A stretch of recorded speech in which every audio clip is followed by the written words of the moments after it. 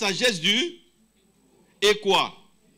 Je répète, la sagesse du et quoi? Ok. Si maintenant Dieu veut envoyer son message, pour que son message soit reçu, pour que son message ne soit pas rejeté, qu'est-ce que Dieu fait?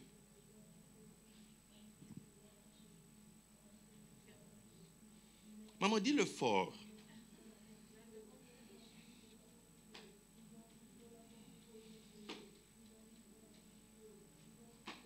Je peux même arrêter mon message ici. Mais je vais continuer à parler encore un peu. Attends, je ne sais pas si tu... Je veux que tu comprennes ça, en fait. Je veux que tu comprennes ça. Quand Dieu veut que son message soit entendu là-bas, il va faire en sorte que son messager soit reçu là-bas, soit valorisé là-bas. Pour que l'on sache que c'est lui qui t'envoie. Il faut qu'il te donne les signes extérieurs qui vont faire que là-bas, ils vont reconnaître que c'est Dieu qui t'envoie. Le monde regarde à quoi? Aux apparences. C'est Dieu qui regarde le cœur. Mais le monde regarde aux apparences. C'est à cause des apparences d'Éliab que Samuel a dit, c'est loin de l'Éternel. Que même le prophète a été faux prophète ce jour-là. Il n'a pas vu. Il a regardé comme les hommes regardent. Mais il n'a pas regardé comme Dieu regardait. Dieu ne s'occupe pas de ton apparence. C'est le monde qui regarde ton apparence. Dieu n'a pas besoin que devant lui tu fasses des miracles. C'est le monde qui a besoin des miracles. Vous comprenez ça? Devant Dieu, on est nu. Devant Dieu, on n'est rien. Mais le monde sait que Dieu est grand. Le monde sait que Dieu est le Tout-Puissant. Dieu est celui à qui tout appartient. Donc si tu viens de lui, il faut qu'on voie something, quelque chose. Voilà pourquoi l'agneau qui a été immolé, qui est allé à l'école, qui a souffert, est digne de recevoir la puissance, la richesse, la sagesse, la force, la gloire, l'honneur, la louange. On lui donne ces 7 attributs. On parle des 7 esprits de Dieu. On lui donne ces 7 qualités divines, ces 7 cornes, pour que le monde soit transpercé et fléchisse devant lui. Quelqu'un comprend? Donc,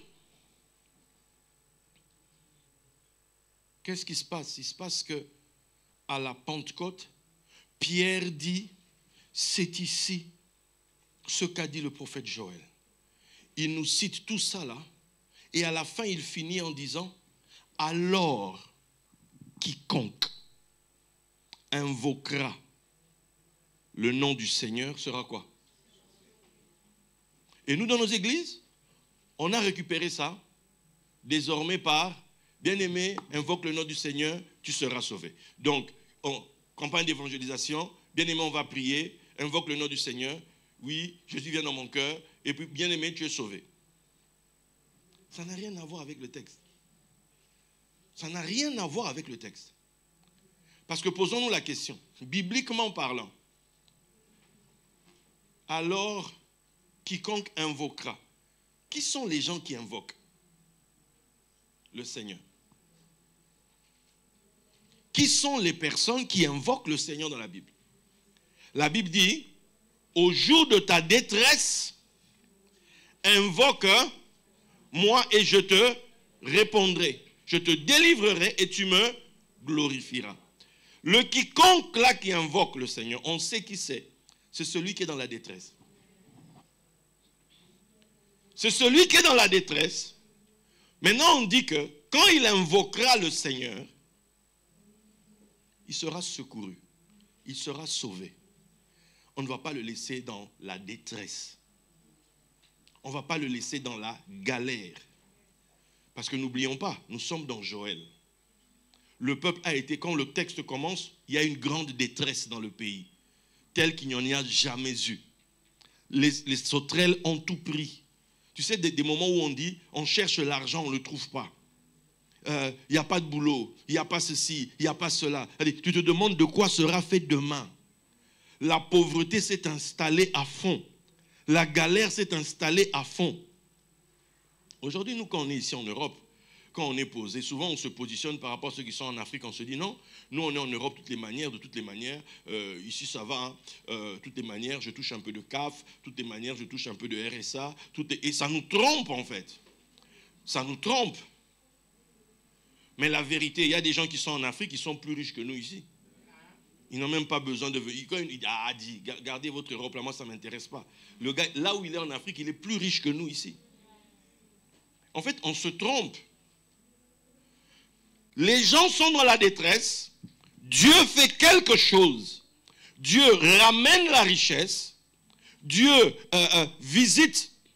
Il restaure la spiritualité du peuple puisque aux yeux des gens, la chose de Dieu est réelle, puisqu'on s'est confié aux hommes de Dieu, ils ont prié, Dieu a répondu, l'abondance est revenue, donc ça donne du crédit à la parole, ça donne du crédit au message, ça donne du crédit à ce qu'on apporte. Vos fils et vos filles prophétisons, waouh, réveil national, parce que les gens voient comment est-ce que Dieu a réglé le problème de la pauvreté. Quiconque invoquera le Seigneur, quiconque est dans la détresse, quiconque est dans la galère, quiconque est dans le manque, maintenant s'il invoque le Seigneur, il sera secouru, il sera sauvé. Sa situation va changer. Pourquoi? Parce que Dieu a changé la donne.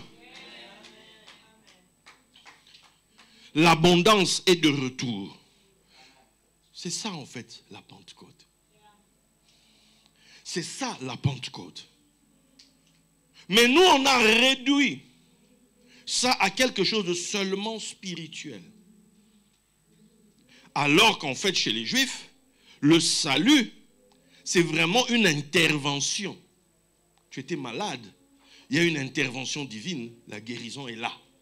C'est pas que non, c'est en esprit, non, physiquement, tu es guéri. Tu étais pauvre, il y a une intervention divine, ta pauvreté change, la richesse entre en scène. Quelqu'un comprend ça? Quand tu lis Acte 2, 36,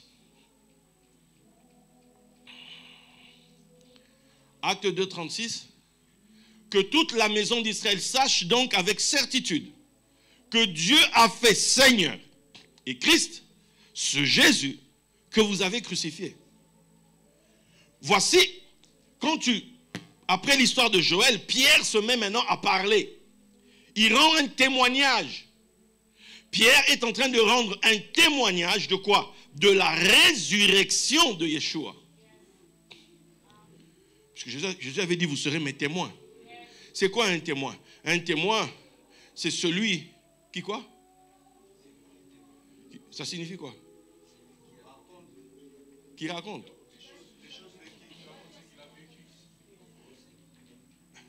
Qui donne les preuves. Il ne parle pas en l'air. Il est témoin de quelque chose. Et donc si on vient chez lui, il a la preuve. Sur base de quoi vous dites ce que vous dites là? Si on te convoque au tribunal, si tu es témoin de quelque chose, soit tu l'as vu, soit tu as entendu, soit tu as touché, bref, tu as assisté à la scène. Tu sais. Les preuves sont là. Peut-être tu as même pris une photo. Tu as peut-être un enregistrement. Tu as une preuve. Tu as une preuve.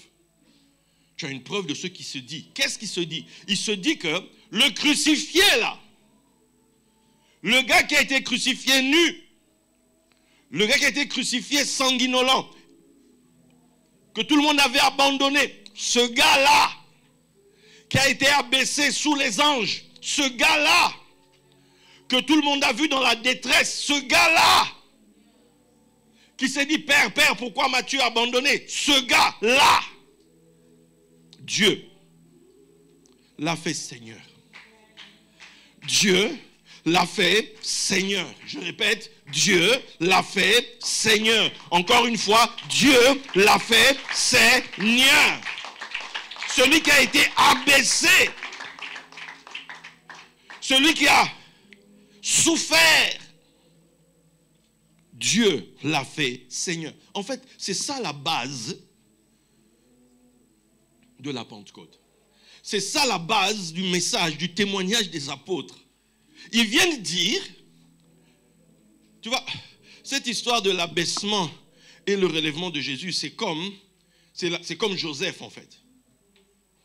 Et or, dans la tradition, on va te dire que quand Joseph est sorti de prison et que Pharaon l'a élevé, Joseph va dire que c'est l'Éternel qui ressuscite le pauvre de la poussière, l'indigent du fumier, et il le fait asseoir avec les grands. Et lui donne en partage un trône de gloire. C'est de ça dont il s'agit en fait. Maintenant imaginez, on est assis comme ça. Vous êtes cité des restaurations.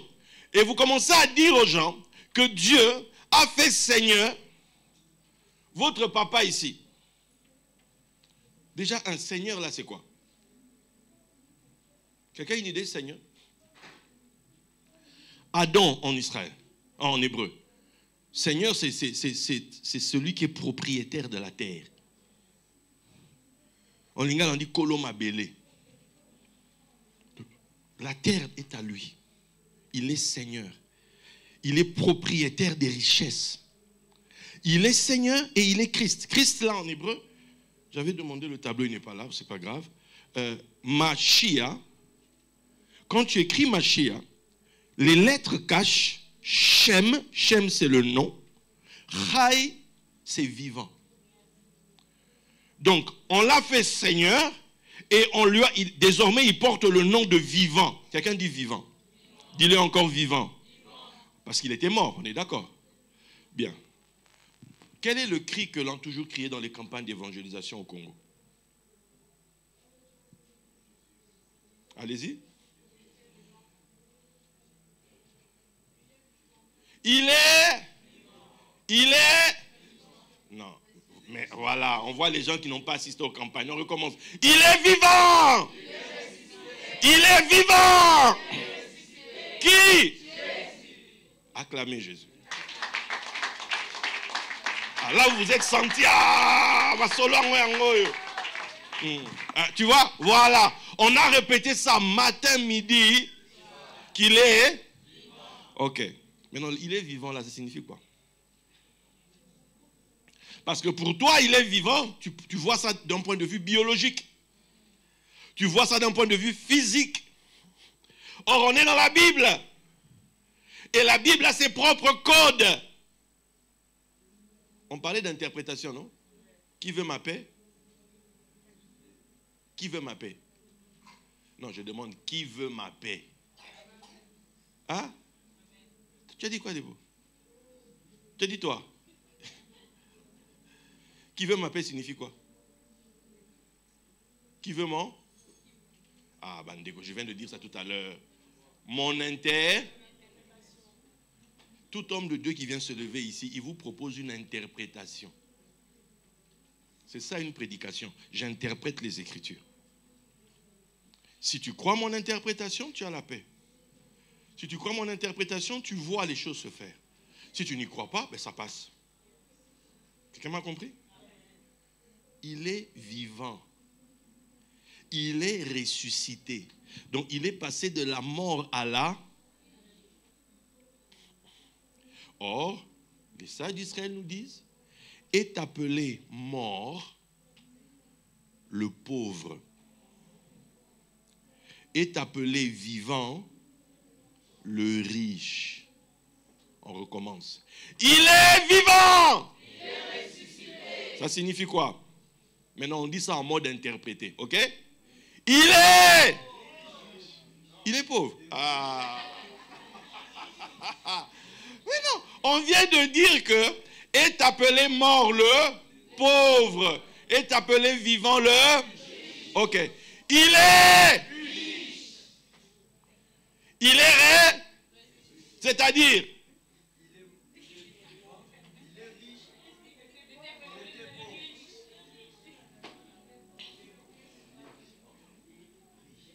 Ressuscité signifie quoi? Il est passé de la mort à la... Donc il est passé de la pauvreté à la... On recommence. Il est...